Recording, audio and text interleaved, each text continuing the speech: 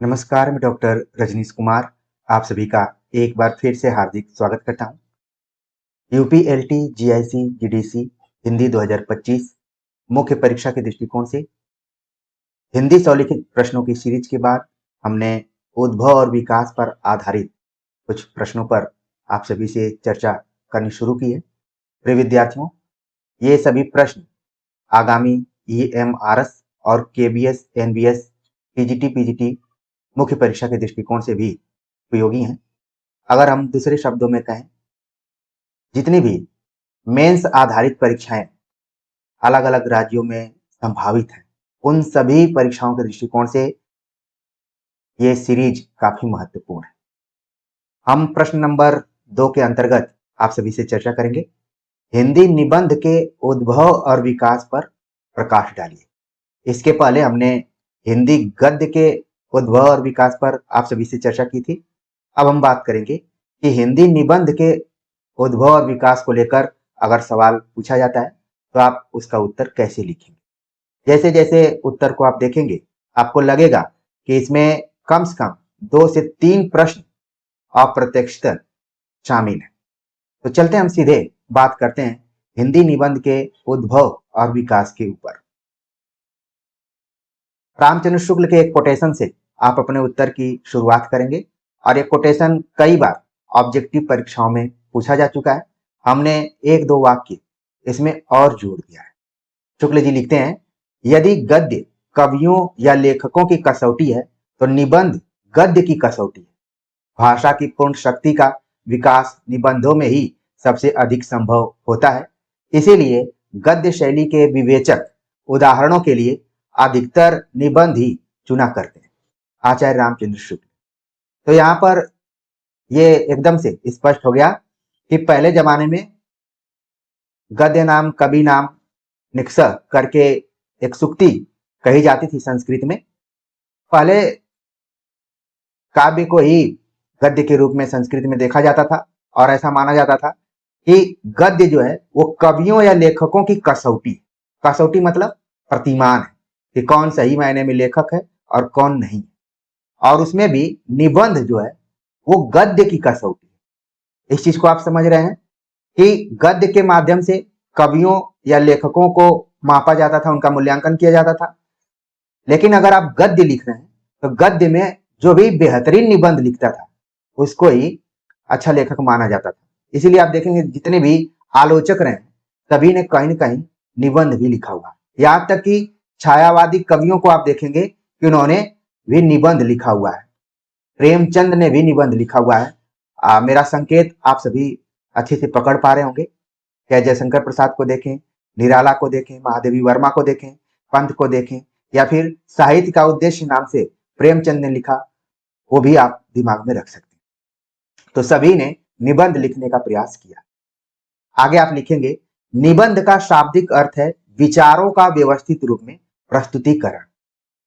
आप सभी को याद आ गया होगा कि छोटी कक्षाओं में निबंध प्रतियोगिताएं हुआ करती थी। एक ही विषय पर अलग अलग तरीके से लोग अपने विचारों को व्यवस्थित रूप से प्रस्तुत करते थे। उसी में कोई फर्स्ट, कोई सेकेंड, कोई थर्ड आ जाता था। बहुत सारे लोग सांत्वना पुरस्कार की लाइन में भी लगे रहते थे। तो वो वही निबंध है, विचारों का व्यवस्थित रूप से प्रस्तुतिकरण। आप अगर आंसर राइटिंग लिख रहे हैं, मेंस एग्जाम दे रहे हैं, तो कहीं ना कहीं आप निबंध लिख रहे हैं। एक चीज आपको ध्यान में रखना पड़ेगा, जितने भी विद्यार्थी नोट्स बना रहे हैं, नोट्स को भेज रहे हैं, अब वो अप्रत्यक्षतः निबंध ही लिख रहे हैं। आप समझ गए होंगे मेरी बात को। तो निबंध का शाब्दिक अर्थ क्या है? विचारों का व्यवस्थित रूप में प्रस्तुतिकरण। अब निबंध अचानक नहीं लिखा जाने लगा, बल्कि उसकी शुरुआत एक घटनाक्रम से होती है। खड़ी बोली के विकास के साथ ही हिंदी निबंध का उद्भव सामाजिक व राजनीतिक जागरण के कारण हुआ था। आपको खड़ी बोली के विकास से संबंधित हमने पहले ही प्रश्नोत्तर करवा दिया है, जिसमें फोर्ट विलियम कॉलेज, ईसाई मिशनरियों का और जितने भी व्यक्तित्व थे और उन सबका योगदान रहा है। उसी समय, उसी के समानांतर निबंध का भी उद्भव हुआ और इसके पीछे सामाजिक और राजनीतिक कारण रहे। लोगों को जागरूक करना था। निबंध उस समय लिखा जाने लगा जब आपने नवजागरण की बात सुनी होगी। इसके विषय वैविध्य, निबंध अलग अलग विषयों पर लिखा गया है। हर कालखंड में आप देखेंगे कि छोटे छोटे विषयों पर जिसके मन में कोई विचार उत्पन्न होता था वो तुरंत निबंध लिखने की कोशिश करता था। अगर हम भारतेंदु युग की बात करें तो भारतेंदु युग निबंध का प्रारंभिक व महत्वपूर्ण युग है। इस युग के निबंधों में हास्य व्यंग्य पुट के कारण इसे हसमुख गद्य भी कहा गया। निबंध की शुरुआत भारतेंदु युग से होती है और इस युग में जो निबंध लिखे गए वो अलग अलग विषयों पर लिखे गए। जैसे आपने बालकृष्ण भट्ट, प्रताप नारायण मिश्र के निबंधों को पढ़ा होगा तो आप समझ गए होंगे भारतेंदु हरिश्चंद्र ने भी निबंध लिखे। इसके लिए आप सभी को हमने आचार्य रामचंद्र शुक्ल की पुस्तक लाइन बाय लाइन पढ़ाते हुए, इसमें 91 वीडियोज की प्लेलिस्ट बनी हुई है, पूरा पढ़ाया हुआ है। प्रिय विद्यार्थियों, हमारी कोशिश क्या होती है कि हमसे जितने भी विद्यार्थी जुड़े हुए हैं उनके बेस को मजबूत कर दिया जाए, इतना मजबूत कर दिया जाए कि वो एकदम से हवाई उड़ान भरना शुरू कर दें। अगर उस पर हेलीकॉप्टर भी उतारा जाए उनके बेस पर तो वो डैमेज नहीं होगा। अब मुझे कई बार लगता है कि न जाने विद्यार्थियों को ऐसा लगता होगा कि सर पता नहीं किस तरीके से पढ़ा रहे हैं, हमें बहुत कम समय में क्यों नहीं बताया। कम समय में बहुत सारे टीचर्स आपको बताने वाले मिल जाएंगे, लेकिन अगर आपका एक बार बेस मजबूत हो गया तो आप जीवन भर प्रसन्नचित रहेंगे। बेस मजबूत नहीं होगा तो आप भटकते रहेंगे, मृग की तरह भटकते रहेंगे। तो भारतेंदु युग में जितने भी निबंध लिखे गए वो हास्य व्यंग्य पुट पर आधारित थे। आपको प्रताप नारायण मिश्र या बालकृष्ण भट्ट के निबंधों की याद आ गई होगी। इसी कारण इस युग के निबंधों को हंसमुख गद्य भी कहा गया। सवाल पूछा जा सकता है, आप बहुत मान लीजिए तैयारी कर लिए, आपको ये नहीं पता है कि हंसमुख गद्य किस कालखंड के निबंधों को कहा जाता है, तो फिर आप मान लीजिए कि तैयारी में पीछे चल रहे हैं। अब उम्मीद है कि आपके दिमाग में तुरंत बैठ गया होगा कि जो भारतेंदु युग था उस समय के जितने भी निबंध लिखे जा रहे थे वो हास्य व्यंग्य पुट पर आधारित थे।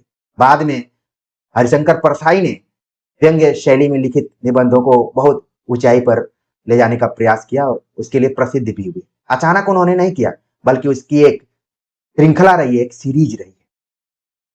भारतेंदु युगीन निबंधों के विषय वस्तु क्या थे? देश प्रेम, स्वदेशी भावना, राष्ट्रीय चेतना का संचार आदि तत्वों के रूप में समाविष्ट थे। आप देखेंगे कि काव्य की प्रवृत्तियां भी कुछ यही थी। जो निबंध की विशेषताएं यहाँ पर दिखाई दे रही हैं, भारतेंदु युगीन जो भी निबंध लिखे जा रहे थे। आपको एक चीज और ध्यान में रखना है कि पत्रकारिता के माध्यम से भी भारतेंदु युगीन जितने भी लेखक थे, साहित्यकार थे, उन्होंने निबंध का विकास किया। बालकृष्ण भट्ट और प्रताप नारायण मिश्र इस युग के प्रमुख निबंधकार। लिखने के लिए तो दुनिया भर के भारतेंदु मंडल के जितने भी निबंधकार हैं उनके नाम आप लिख सकते हैं, लेकिन आपका एक दो वाक्य ही आपकी पूरी जानकारी को बता सकता है कि सामने वाले जो विद्यार्थी ने लिखा है और वो किस मानसिकता का है और उसके ज्ञान की कितनी गहराई है। अगर आपने बता दिया कि बालकृष्ण भट्ट और प्रताप नारायण मिश्र इस युग के प्रमुख निबंधकार हैं, आचार्य शुक्ल ने इन्हें क्रमशः हिंदी का स्टील और एडिशन कहा है। बालकृष्ण भट्ट का साहित्य जनसमूह के हृदय का विकास है महत्वपूर्ण निबंध है। तो आपने भारतेंदु युगीन निबंधों की विशेषताओं के बारे में बता दिया, उसकी विषय वस्तु क्या रही उसके बारे में बता दिया, प्रमुख निबंधकार कौन से थे उनके बारे में बता दिया, आलोचकों की नजर में प्रमुख निबंधकारों की तुलना किनसे की गई है उनके बारे में भी बता दिया और एक उदाहरण भी देकर अपनी बात को स्पष्ट कर दिया।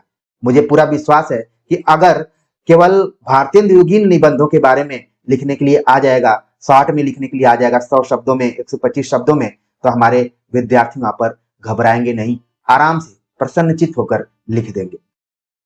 जब आप निबंध पढ़ेंगे तो कई जगहों पर बताया गया कि मानतेन जो है उनको निबंध का जनक माना जाता है। अगर यूरोपीय दृष्टिकोण से देखें, हम केवल बात कर रहे हैं हिंदी निबंध के उद्भव और विकास को लेकर। आगे आप बात करेंगे द्विवेदी युग के निबंधों को लेकर। द्विवेदी युग के निबंधों में गंभीरता और बौद्धिकता की अधिकता और हास्य विनोद का समन्वय है। इस युग के अधिकतर निबंधों में समसामयिकता, समस्यामूलक, सांकेतिकता और सूचनात्मक का समावेश हो गया। निबंधों के माध्यम से खड़ी बोली के भाषागत प्रयोगों को परिनिष्ठित रूप प्रदान किया गया।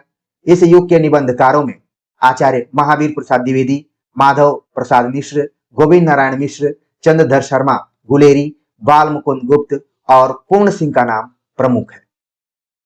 पूर्ण सिंह ने निबंध के लालित्य को विकसित किया। मानवतावादी विचारधारा को लेकर भावुक प्रतिक्रियाएं उनके निबंधों में प्राप्त हो जाती हैं। भाषा में प्रवाह, गति, लय जैसे तत्वों के समावेश से भाषा की सजीवता और भाषा का सौंदर्य इनके निबंधों में प्रकट हो जाता है। भाषा लक्षणा व्यंजना शब्द शक्तियों से भरकर अपनी नवीन अर्थ छटाएं पूर्ण सिंह जी के निबंधों में व्यक्त करने लगती हैं। उनके निबंधों में आचरण की सभ्यता, मजदूरी और प्रेम प्रमुख है। तो द्विवेदी युगीन निबंधों के बारे में अगर मान लीजिए लिखने के लिए आएगा तो भी आप यहां पर लिख लेंगे। जहां भारतेंद्र युगीन निबंधों में जागरण को लेकर, नवजागरण को लेकर और राष्ट्रीय चेतना को लेकर लिखा जा रहा था, द्विवेदी युग में भी लिखा जा रहा था, लेकिन थोड़ी विषय वस्तु गंभीर और बौद्धिक हो गई। इस समय भी लिखा गया कवि का कर्तव्य क्या होना चाहिए। ठीक है, कालिदास की कालिती योजना। महावीर प्रसाद द्विवेदी ने सरस्वती पत्रिका का संपादन करते हुए कविता की भाषा को तो परिनिश्चित किया ही, साथ में खड़ी बोली गद्य को भी उन्होंने व्यवस्थित करने का प्रयास किया, जिसमें आपने गोविंद नारायण मिश्र, चंद्रधर शर्मा गुलेरी, बाल मुकुंद गुप्त के निबंध, शिव शंभू के चिट्ठे को जरूर अपने ध्यान में रखेंगे। हमने पूर्ण सिंह का नाम बताया, चूंकि पूर्ण सिंह द्विवेदी युग के प्रमुख निबंधकारों में भी विशेष निबंधकार हैं। हर बार आप देखेंगे कि ऑब्जेक्टिव में इनसे सवाल पूछा जाता है, तो सब्जेक्टिव में भी क्यों नहीं इन पे थोड़ा सा यहाँ पर फोकस किया जाए। तो उनके निबंधों की क्या विशेषताएं और प्रमुख, वैसे तो 6 निबंध इनके माने जाते हैं, कई किताबों में 8 निबंध भी माने जाते हैं, लेकिन हमने केवल 2 निबंधों की ही चर्चा की है, क्योंकि हमें समय प्रबंधन का भी ध्यान रखना है। तो द्विवेदी युगीन निबंधों के बारे में आपने समझ लिया होगा। आगे हम बात करते हैं शुक्ल युग, जो भी निबंध लिखे गए। शुक्ल युग राष्ट्रीय जागरण का काल था। इस समय तक स्वाधीनता आंदोलन में महात्मा गांधी का प्रवेश हो चुका था। असहयोग, दांडी यात्रा व भारत छोड़ो ने भारतीयों के बीच एक नए नैतिक आचरण को जन्म दिया। काव्य की दृष्टि से यह युग छायावाद का युग है। भाषा और भाव के सूक्ष्म संस्कार को अपने भीतर समेटा। द्विवेदी युगीन शास्त्रीयता की जगह एक नई निबंध शैली का विकास हुआ। इस युग के प्रमुख निबंधकारों में गुलाब राय, पद्मलाल, पुन्नालाल बख्शी, जयशंकर प्रसाद, सियाराम शरण गुप्त, राहुल साकृत्यायन, निराला, प्रेमचंद को भी आप जोड़ सकते हैं। आचार्य रामचंद्र शुक्ल के चिंतामणि भाग 1 में संकलित निबंध महत्वपूर्ण है। कविता क्या है का उदाहरण आप दे सकते हैं यहाँ पर। ठीक है, तो शुक्ल युगीन जो भी निबंध लिखे जा रहे थे उस समय पूरे साहित्य पर महात्मा गांधी का पूरा प्रभाव था, और वो युग अगर देखा जाए काव्य की दृष्टिकोण से तो छायावाद का युग था, जहां छायावादी कवियों ने कविताओं के माध्यम से अपने प्रभाव को छोड़ा। वहीं आप देखेंगे कि सभी ने निबंध लिखा हुआ है। जैसे जयशंकर प्रसाद ने छायावाद की परिभाषा दी है, ठीक है, पंत ने भी दी है, निराला ने दी है, महादेवी वर्मा ने भी दी है। सभी लोगों ने लगभग अपनी बातों को समझाने के लिए निबंध का सहारा लिया हुआ है। आपको पूरा दिमाग में आ गया होगा, जैसे जयशंकर प्रसाद का है काव्य और कला अन्य निबंध, इस तरीके से उनका निबंध है। इसी तरीके से महादेवी वर्मा का भी है। ठीक है, तो हमने केवल रामचंद्र शुक्ल का उदाहरण दिया है। आप अपने उदाहरणों में थोड़ा बहुत बदलाव भी कर सकते हैं। कोई जरूरी नहीं कि जो चीजें यहाँ पर उदाहरण के तौर पर बताई जा रही हैं, अगर आप सक्षम है, जो विद्यार्थी सक्षम नहीं तो वो तो हूबहू लिख सकते हैं, लेकिन जो सक्षम है, क्योंकि बहुत सारे विद्यार्थियों को केवल दृष्टि देने की जरूरत है, वो खुद अपनी राइडिंग कर लेते हैं और उनको मालूम है कि उनको किस तरीके से आगे बढ़ना है। बहुत सारे विद्यार्थी हैं कि एक बार उनको कह दिया जाएगा तो अगला स्टेप वो चलते ही नहीं, बोलते हैं कि पता नहीं क्या होगा, वो डरते बहुत ज्यादा है। तो एक हमारी कोशिश ये भी है कि आपके अंदर से वो डर निकले। हमारा जुड़ाव आपसे क्यों है? आपके डर को दूर करने के लिए। ऐसा नहीं है कि मैं कुछ आपको मंत्र दे दूंगा या फिर कुछ घोल कर पिला दूंगा जिससे कि आप एकदम से एनर्जी युक्त हो जाएंगे, लेकिन कोई ना कोई ऐसी चीज जरूर होगी जो कि आपको ऊर्जा तो देती ही होगी, वो है साथ। तो शुक्ल युग निबंध आप समझ गए। आगे बात करते हैं शुक्लोत्तर युग। अगर निबंधों के दृष्टिकोण से हम देखें तो शुक्ल जी को केंद्र में रखा जा सकता है, चाहे वो निबंध हो चाहे आलोचना हो, उसके केंद्र में आचार्य रामचंद्र शुक्ल को रखा जा सकता है, उनके पूर्व, उनके समय में, उनके बाद के। लेकिन हमने यहाँ पर थोड़ा सा कालखंड वाइज ही रखने का प्रयास किया हुआ है। शुक्लोत्तर युग के निबंधों का आकार धीरे धीरे छोटा होता गया तथा कोई भी विषय निबंध के लिए निर्धारित होने लगा। जैसे महावीर प्रसाद द्विवेदी ने कविता के विषय को लेकर आह्वान किया कि कविता आप हाथी पर्यंत, चींटी और पहाड़ पर्यंत, नदी, इन सब पर लिखा जाना चाहिए, कोई भी विषय छोटा बड़ा नहीं है, सब पे लिखा जाना चाहिए। उसी तरीके से शुक्लोत्तर युग में भी निबंधों के आकार थोड़े छोटे होने लगे और विषय वस्तु में वैविध्यता आने लगी। हर विषय पर लिखने की कोशिश की गई और प्रयास ये किया गया कि इसमें जीवन को अधिक यथार्थ और गंभीरता पूर्वक देखने की प्रवृत्ति विकसित हुई। जीवन से भी जोड़कर देखने का प्रयास किया गया। फलस्वरूप विचार प्रधान, गीतात्मक, प्रतीकात्मक, भावात्मक, मनोवैज्ञानिक, संश्लेषणात्मक, वर्णन प्रधान, व्यंग्यात्मक और हास्य प्रधान निबंध लिखे गए। बोलचाल की भाषा के रूप में तद्भव और देशी शब्दों का विकसित रूप में सामने आया, जिसे ललित निबंध कहा गया। ललित निबंध जिसका संबंध लोक और लोक जनजीवन से जुड़े हुए विषय वस्तुओं से हो तो वो ललित है। लालित्य मतलब सौंदर्य के दृष्टिकोण से, जिस पर सामान्य व्यक्ति का ध्यान न जाए और एक निबंधकार का ध्यान उधर चला जाए। इस युग के प्रमुख निबंधकारों में हजारी प्रसाद द्विवेदी, अज्ञेय, कुबेरनाथ राय, विवेकी राय और विद्यानिवास मिश्र हैं।